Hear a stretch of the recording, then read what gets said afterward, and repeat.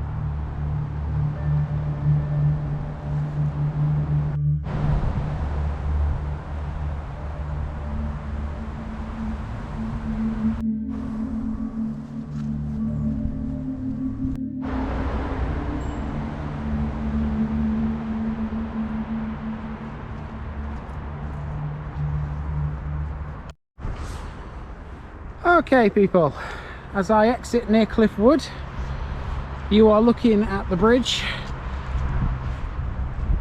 which leaves Conisbrough towards Doncaster.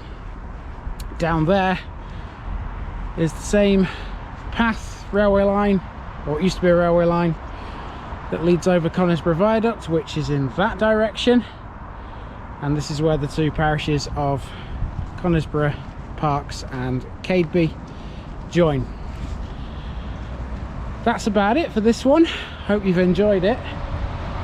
As always, I have a Facebook group and I have a buy me a coffee link there down there in the description. It's your turn now. If you feel I've missed anything here in Conisbrough Parks, please let me know. Send me a message, comment down there, and I'll do my best to put it in part 2. For now, I've been the Village Idiot, and I'm out.